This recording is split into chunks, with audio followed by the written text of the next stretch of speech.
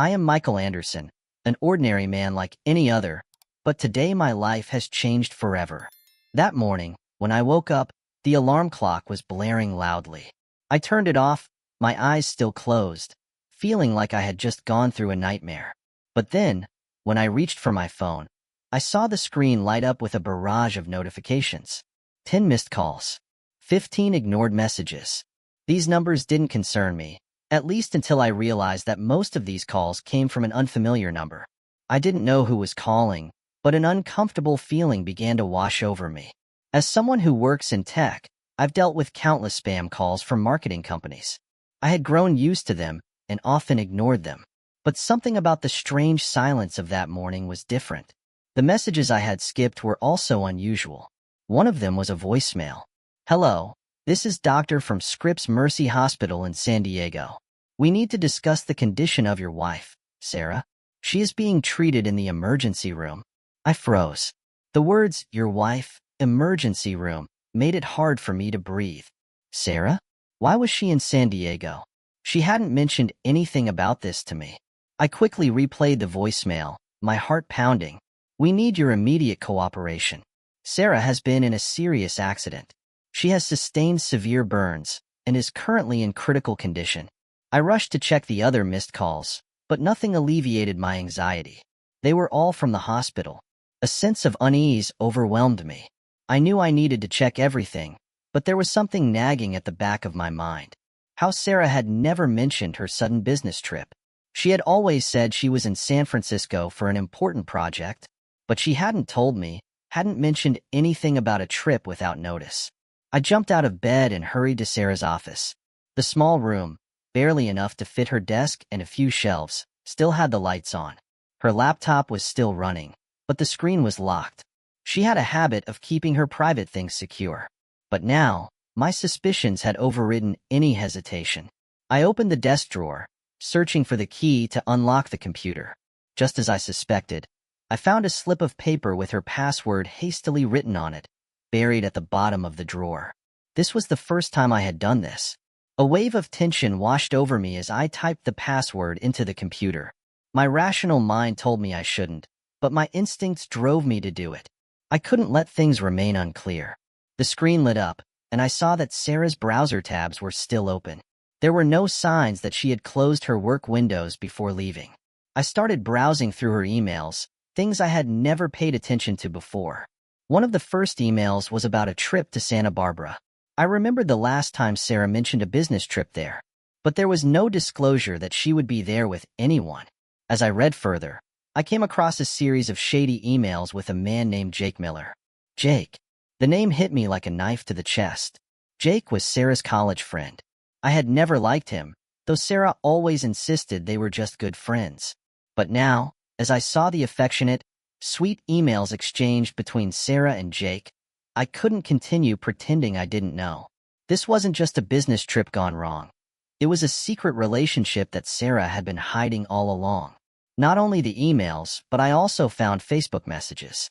The conversations between Sarah and Jake coordinating meeting times, making secret plans. What shook me even more was the complicity of Sarah's family. They knew, and they had been helping Sarah all along. A surge of anger rose within me. I couldn't believe what I had just uncovered. I never imagined I would find myself in this situation. I was certain that if I didn't do something right now, I wouldn't be able to live with myself. I decided to get to the bottom of everything, but first, I needed to confirm where Sarah was. I called Scripps Mercy Hospital, and after some explanations, I was finally connected to a staff member in the emergency room. They told me that Sarah had severe burns and was in critical condition, requiring care in the intensive care unit. She wasn't just burned. She had internal injuries from smoke inhalation and trauma. "That can't be my wife," I responded coldly.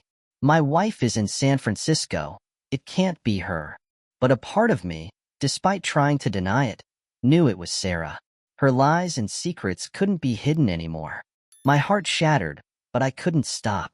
I had to keep searching for the truth, no matter the cost.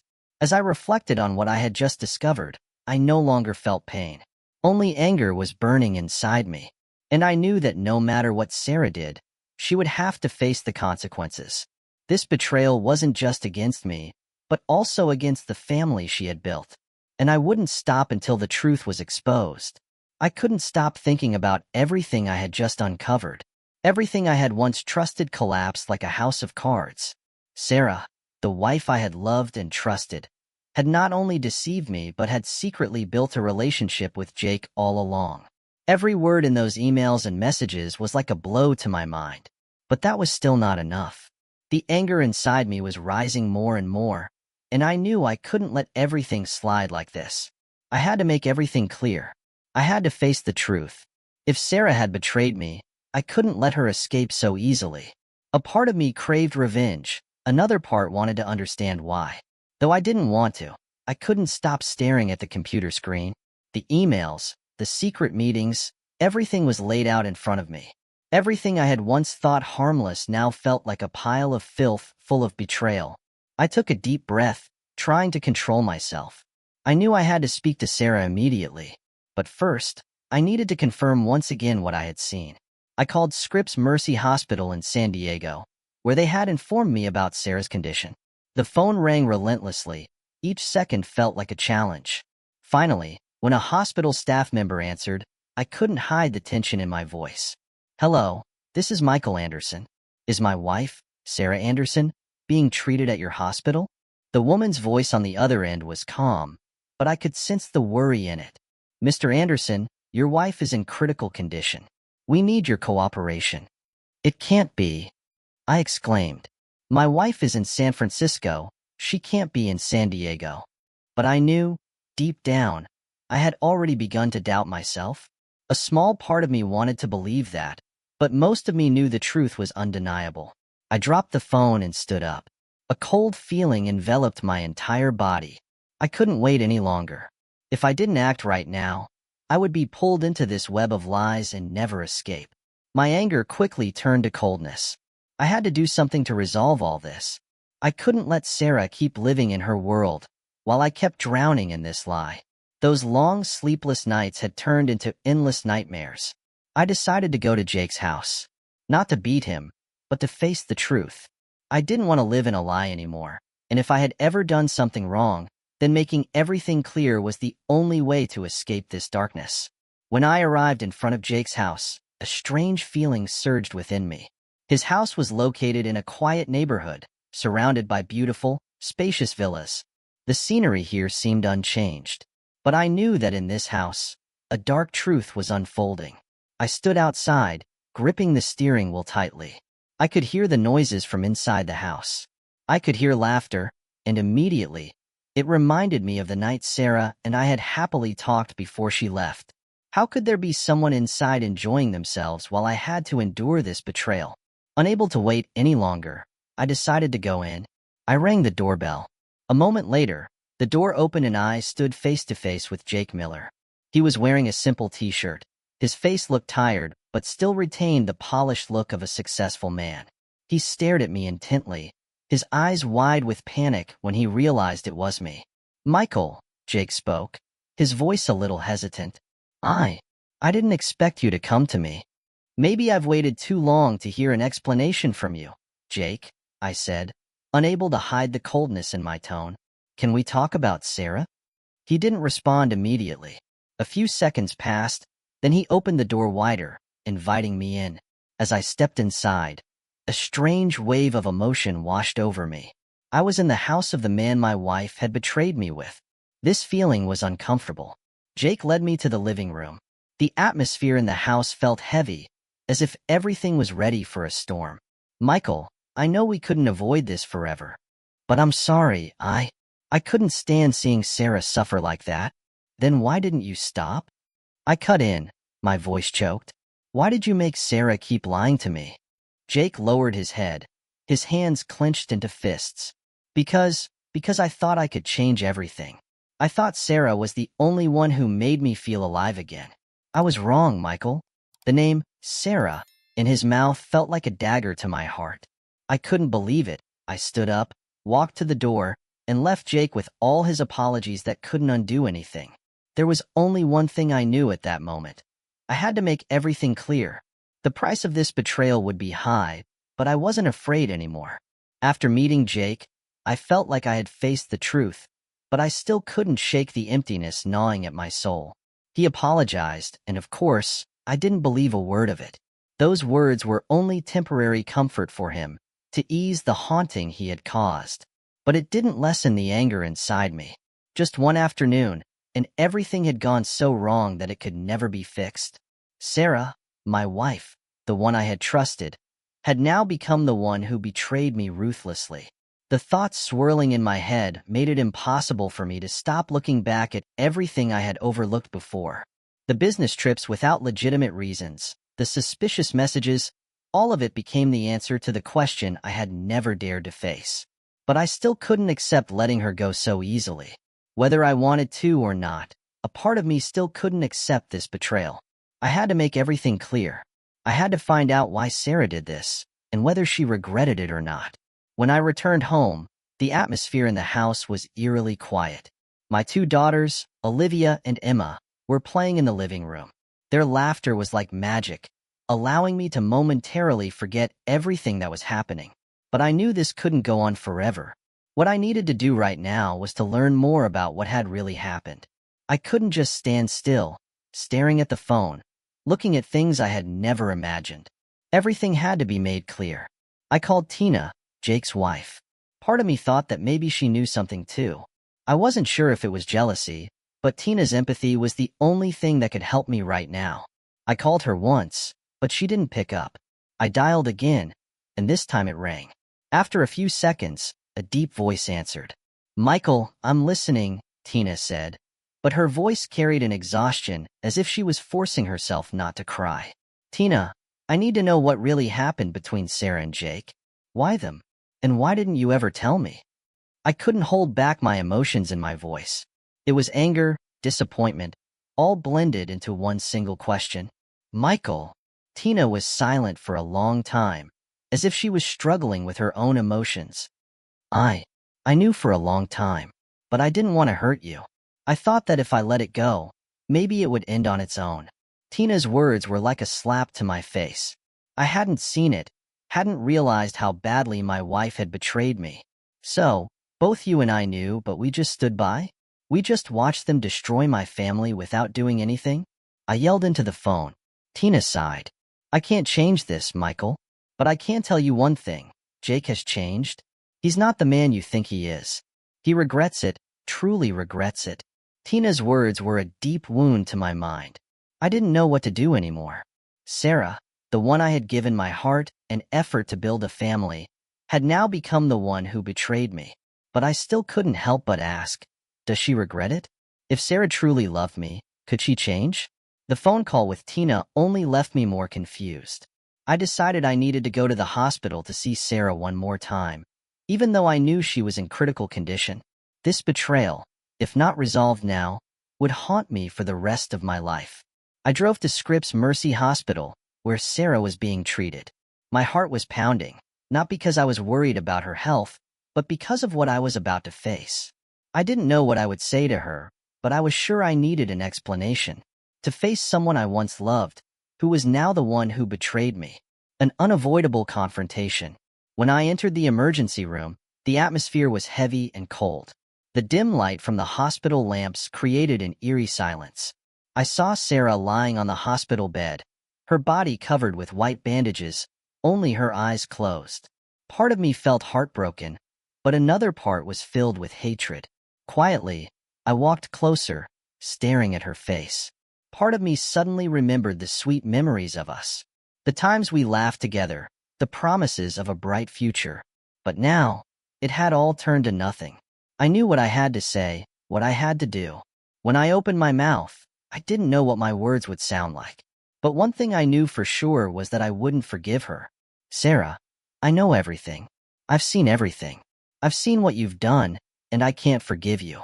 You've destroyed everything, destroyed this family." I didn't wait for a response from her. I knew that nothing could change the truth. What had happened would forever remain in the past. But at least, I had faced the truth, even though it was so painful it was unbearable. The words I spoke to Sarah, though I had prepared them in my mind beforehand, when they came out of my mouth, I felt as if I was speaking to someone else. A stranger. The woman I had once loved, the one I had been with for 8 years, was now nothing more than a ghost in this hospital. I no longer felt pity or concern for her. Everything now was about revenge. I stood there, looking at a face that no longer held any remorse, no repentance, and I didn't see any eyes pleading for forgiveness. Sarah was asleep, or more accurately, she was in a coma after the doctors tried to keep her alive. But I knew, with what had happened, she was no longer the woman I once loved. I turned and walked out of the emergency room, my mind empty, not knowing what to do next.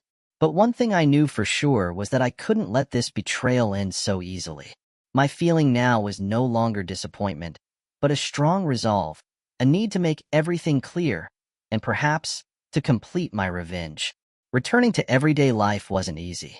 While Sarah lay in the hospital, I went back home and saw Olivia and Emma playing. But unlike before, my smile no longer felt natural. Everything around me seemed to blur. My daughters still didn't understand what was happening. I forced a smile, pretending to be normal, but it was hard to keep the cheerfulness in my mood. Everything was falling apart, not just my marriage, but also the illusions I had once nurtured. I knew I couldn't keep avoiding it. This couldn't just end like a collision in a dream. Sarah had betrayed me, and whether she lay there, waiting for life or death, I still had to act.